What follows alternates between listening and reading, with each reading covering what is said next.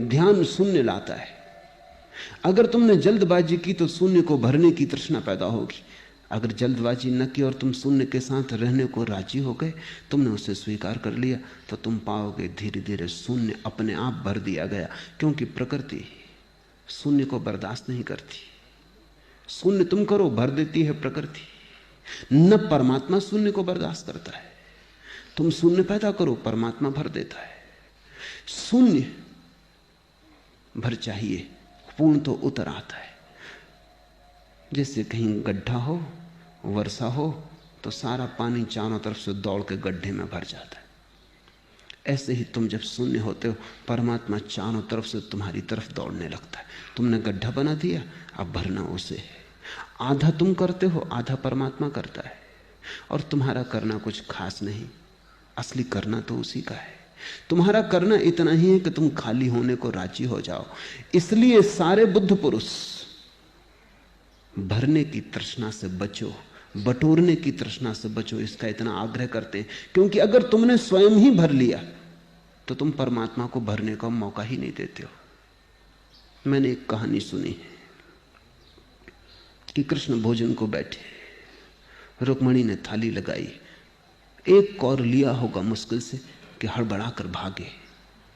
रुक्मणी समझ न पाई, लेकिन द्वार तक गए, वापस लौट आए, फिर बैठ गए थाली पर।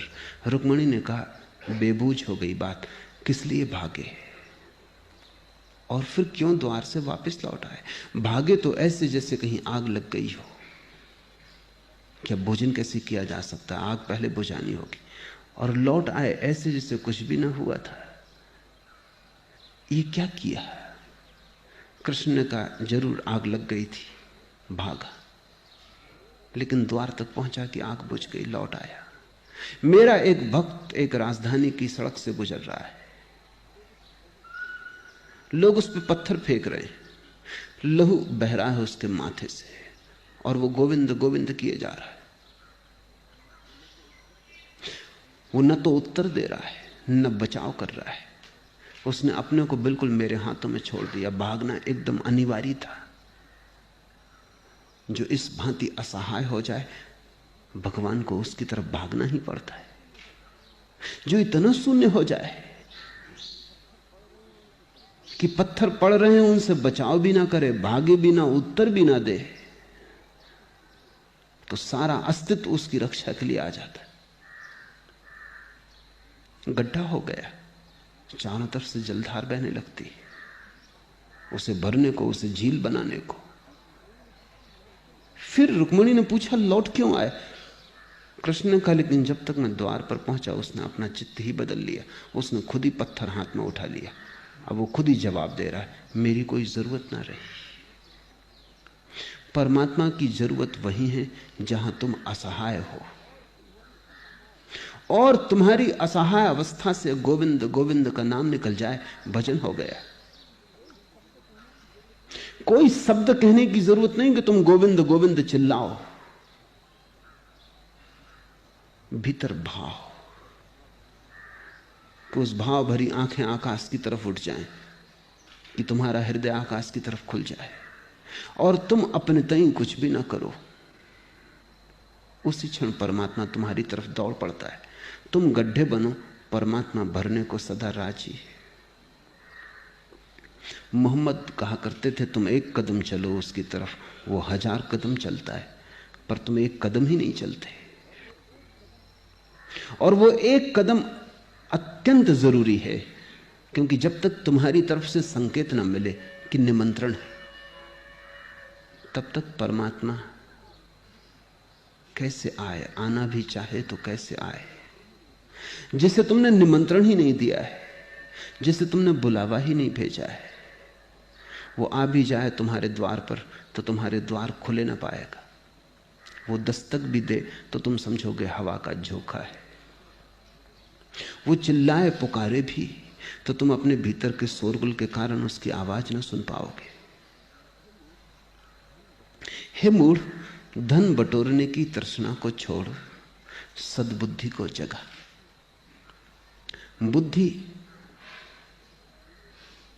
तुम्हारी चालाकी का नाम है, सद्बुद्धि तुम्हारी समझदारी का। इसलिए दुनिया जितनी बुद्धिमान होती जाती उतनी चालाक होती जाती। चकित होते हैं लोग ये देखकर कि लोग जितने शिक्षित हो जाते हैं उतने चालाक हो जाते। सोचा जाता था कि लोग शिक्षित हो जाएंगे तो सरल होंगे, लोग सुशिक्षित हो जाएंगे तो निर्दोष हो जाएंगे, लेकिन जितनी शिक्षा बढ़ती उतनी चालाकी बढ़ती है। उतना आदमी बेईमान होने लगता है, उतना पाखंडी हो जाता है, उतना दूसरे को कैसे चूसना इसकी कला में पारंगत हो जाता है। बुद्धि यानी संसार में कुशलता, सद्बुद्धि यानी परमात्मा में कुशलता। और ध्यान रखना, सद्बुद्धि वाला आदमी हो सकता है सांसारिकों को बुद्धू मालूम पड़ेगा ही, क्योंकि सांसारिक कहेगा ये तुम क्या कर रहे हो। बुद्ध ने घर छोड़ा, वो सद्बुद्धि के अवतरण की घटना थी। महल छोड़ा, राज्य छोड़ा। जो सारथी उन्हें छोड़ने गया था राज्य की सीमा के पार, वो तो साधारण नौकर था, उससे भी ना रहा गया। उसने कहा कि सुनो, ये छोटे मुंह बड़ी बात है, लेकिन कहे बिना नहीं रह सकता। तुम जो कर रहे हो ये बिल्कुल बुद्धूपन है, नासमझी है, पागल हुए हो। सारी दुनिया राजमहल चाहती, साम्राज्य चाहती, सौभाग्य से तुम्हें मिला है, और अभागे तुम कि तुम छोड़ के जा रहे हो। तुम्हारी जैसी सुंदर पत्नी कहां पाओगे। ये धन, सुख, सुविधा, ये राजमहल, ये परिवार, ये सम्मान कहां पाओगे। लौट चलो। बूढ़ा सारथी, वो भी बुद्ध से ज्यादा समझदार है, वो भी सलाह दे रहा है। बुद्ध ने कहा तुम्हारी बात मैं समझता हूं, लेकिन तुम जहां महल देखते हो वहां मैं सिवाय आग लगी लपटों के और कुछ भी नहीं देखता, और जहां तुम सौंदर्य देखते हो वहां मैं मौत को छिपा देख लिया हूं, और जहां तुम धन देखते हो वहां सिर्फ धन का धोखा है। मैं असली धन की खोज में जाता हूं। सुनो, मैं असली घर की खोज में जाता हूं, क्योंकि ये घर तो छीन लिया जाएगा। मैं उस घर की तलाश में हूं जो छीना ना जा सके, और जब तक वो ना मिल जाए तलाश नहीं रुकेगी। उसके लिए मैं सब गंवाने को तैयार हूं, क्योंकि ये तो छीन ही जाएगा। इसको दांव पर लगाने में हर्ज क्या है। दिन समय की बात है, आज है कल छिन जाएगा। जो कल छिनी जाएगा, अगर उसको दांव पे लगाने से कुछ ऐसा मिलता हो जो कभी ना छिने, तो ये सौदा महंगा नहीं। बुद्ध को सद्बुद्धि पैदा हुई है।